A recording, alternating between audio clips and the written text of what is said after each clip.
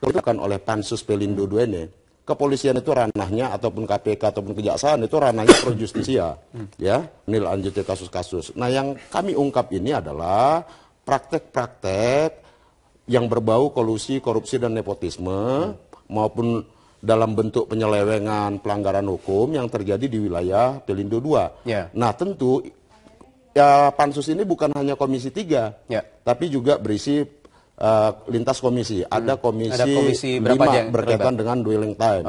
Komisi 6 berkaitan dengan BUMN dan di sana ada perpanjangan kontrak anak perusahaan melibatkan sejumlah BUMN, anak perusahaan Pelindo. JICT itu dengan perusahaan Hongkong yang dipaksakan. Nah, terus kemudian berkaitan dengan ketenaga kerjaan, nanti teman-teman Serikat Pekerja JICT, Komisi 9 dan Komisi 11 berkaitan dengan keuangan dan perbankan di sana. Nah, kita tahu bahwa kemarin Polri bersama PPATK itu sedang mempelajari kasus ya money laundry di sana, dugaan pencucian uang di Pelindo II itu. Nah, tadi saya bersama Pak Menko juga, Pak Menko Kemaritiman Pak Rizal Ramli, kami ke lokasi, kami membongkar cor-coran yang menutup jalur rel kereta api ke pelabuhan. Sudah ada informasi kenapa itu ditutup? Ya, kami sedang mendalami, kami menggali informasi terus ini berkaitan dengan pengelolaan pelabuhan PT Pelindo II. Dan informasi yang diterima sementara oleh Pansus apa nih? Karena ya Pansus masih belum nanti dibawa ke Bamus, tapi dari Bang Sinton. Jadi yang kami dapat di sana itu berkaitan dengan perpanjangan kontrak. Terus kemudian proyek-proyek yang dipekerja yang bertentangan dengan kontrak-kontrak gitu ya, seperti kayak penunjukan langsung proyek-proyek besar, termasuk dengan pengadaan 10 unit kren tadi. Terus kemudian pencucian uang tadi. Terus kemudian juga mengenai perpanjangan kontrak, ya, yang itu sangat tidak nasionalis, ya, perusahaan JICT yang dikelola oleh teman-teman ini, Serikat Pekerja ini, diperpanjang. Yang kontraknya belum habis bersama Hongkong. 2019. Dan dipaksakan, ya, dan itu melanggar undang-undang. Nah, dan ini melihat ada kejanggalan dan itu juga nanti akan didalami. Ya, ini akan kami dalamin dan kami akan ungkap. Karena kalau kepolisian saja atau KPK saja mengungkap ini, ya tentu ada hal-hal yang juga dia tidak bisa masukin. Nah, Pansus ini kan proses politik di DPR untuk memperkuat kerja-kerja pengungkapan berbagai jenis pelanggaran, penyimpangan ataupun jenis. Jadi ini nama pansusnya nanti Pansus Pelindo? Iya, Pansus Pelindo. Bukan karena ada rencana lain, karena ini juga kemarin ramainya karena ada isu pergeseran. Oh, tidak. Tidak akan masuk ke sana ya? Kami tidak akan masuk ke. Kami ingin ya seperti diarahkan oleh Ibu Ketua Umum kami, Bu Megawati ataupun Pak Presiden Jokowi menginginkan tata kelola pemerintahan yang bersih.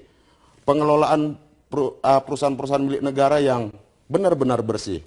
Karena kemarin masih ada suara-suara dari Komisi 3 sendiri yang ingin pansusnya mengarahkan ke soal pergeseran pucuk pimpinan di Bareskrim atau sebagainya. Ini tidak ke sana ya? Dipastikan ya? Tidak akan ke sana ya? Pansus di Komisi 3 kemarin ketika kita rekomendasikan itu aklamasi.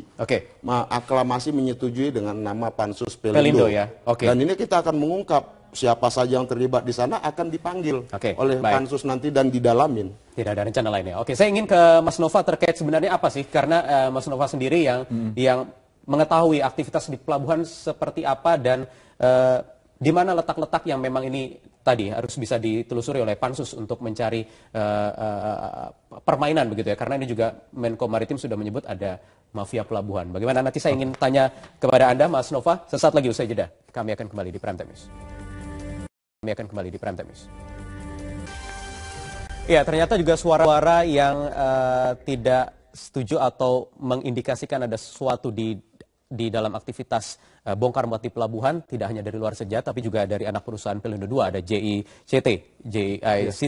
Mas Nova, apa sebenarnya yang terjadi sebenarnya di pelabuhan? Jadi kalau di pelabuhan itu kan kita kalau untuk ukuran dwelling time ya, itu kan ada angka maksimal. Bukan angka maksimal, ada angka produktivitas. Angka produktivitas ini namanya move per hour. Move per hour itu kalau di JICT ini paling tinggi di Indonesia. Kita sampai 30 move per hour karena kita menggunakan Superpos Panama. Jadi kalau kemarin itu merek itu kalau mereknya JPMC. Oke. Mereknya JPMC ini yang alat digunakan di kita. Untuk alat untuk membongkar muat dari kapal ke dermaga. Nah itu kecepatannya 30 move per hour. Jadi dalam 1 jam ada 30 gerakan namanya. Nah kalau untuk mobile crane ini sebenarnya sudah lama nggak digunakan di Tanjung Mobile crane Priok. itu yang kemarin disita oleh oleh kepolisian, Barreskrim. oleh Barreskrim itu sebenarnya namanya mobile crane. Boleh sederhananya Mas digambarkan supaya ini pemirsa juga paham kenapa Oke. itu kemarin tidak digunakan. Nah, itu tidak digunakan kenapa? Karena secara produktivitas dia rendah. Dia hanya 8 move per hour. Kalau 8 move per hour sehingga dia ikut dalam bongkar muat, ini kan akan jadi sangat lambat. Sehingga kemudian pada akhirnya pelabuhan-pelabuhan tujuan yang seharusnya tadinya menggunakan mobile crane ini akhirnya menolak menggunakan itu. Kenapa? Karena ini menurut informasi yang kita dapat memang itu di dropping dari pusat, bukan karena kebutuhan di cabang-cabang itu. Itu yang kita terima informasinya. Kok bisa kemudian di dropping dan ada akhirnya barang itu mangkrak di pelabuhan tidak digunakan? Nah, menurut beberapa informasi memang dropping ini kesannya dipaksakan sehingga ditolak oleh kawan-kawan di beberapa cabang di Pelabuhan Indonesia 2. Ada juga informasi bahwasanya memang ada dugaan dari kawan-kawan ini yang lagi beredar bahwasanya memang di mobile crane itu yang jadi project manager di tahun 2009 yang namanya mobile crane itu ternyata kolega dari Direktur Utama Pelindo II ketika bekerja di AKR di Guangzhou sana. Itu sama-sama kerja kita lihat di CV-nya ini lagi beredar ini 2006 sampai 2009 itu sama-sama bekerja di sana. Kemudian memasukkan barang-barang atau alat-alat untuk mobile crane yang tidak sesuai dengan spek begitu ya. Nah, itu diduga akhirnya karena ada hubungan kolega seperti itu pada akhirnya kita mengarah ke sana. Sehingga akhirnya untuk merek itu sendiri, misalnya kan merek yang digunakan itu yang sebenarnya umum itu GPMC atau beberapa merek-merek lain yang bisa digunakan. Tapi itu sudah masuk ranah penyidikan oleh Barreskrim, sudah ditangani, tetapi Anda juga menyuarakan soal konsensi JSCT yang kembali diperpanjang sampai 2030. Nah, betul. 2039. 39. Betul.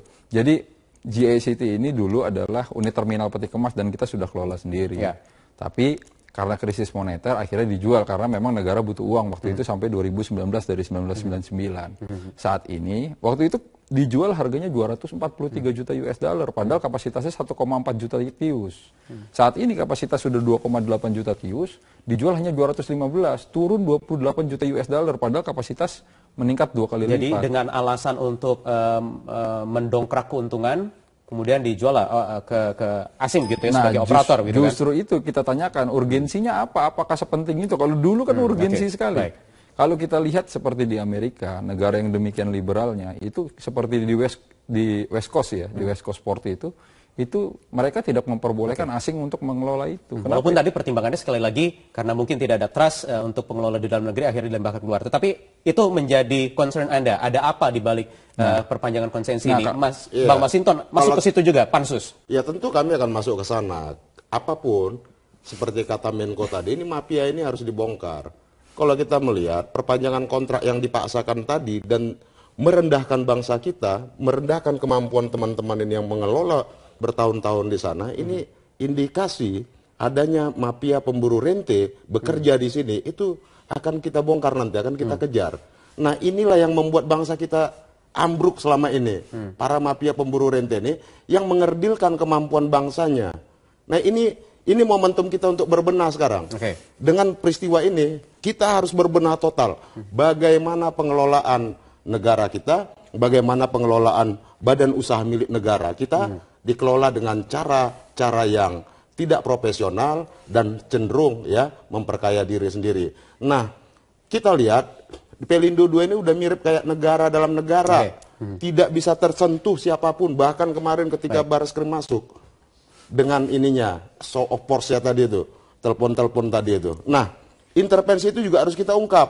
Tidak boleh ada intervensi terhadap penegakan hukum kita. Tidak boleh ada intervensi terhadap penegak hukum kita.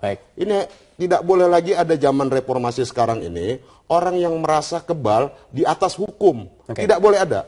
Jadi sekali lagi memang targetnya itu ya, membongkar praktek mafia di pelabuhan. Ini tidak takut overlapping juga dengan Polri dan juga KPK tadi yang sudah sekali lagi turun ya. Kerja Pansus ini bahkan didukung. Ya, mendukung kerja-kerja aparatur penegak hukum kita untuk membersihkan para mafia-mafia tadi yang bekerja menggerogoti negara kita dan memiskinkan rakyat kita. Oke, baik. Baik, terima kasih Bang Masinton. Kami akan nantikan terus pansus ini kerjanya bagaimana, dan juga Mas Nova, terima kasih sudah hadir di studio Prime News malam hari ini. Terima kasih Bapak-bapak. Demikian pemirsa perbincangan dan dialog kami tadi seputar aktivitas bongkar muat pelabuhan yang sekarang juga menyita perhatian dan tengah ditelisik oleh dua institusi hukum, KPK dan juga Polri. Kita jeda dulu, nanti kami akan kembali dengan informasi lainnya dan juga masih termasuk dengan aktivitas bongkar muat di pelabuhan karena ada aroma intervensi di kasus dugaan korupsi PT Pelindo II yang sulit diabaikan.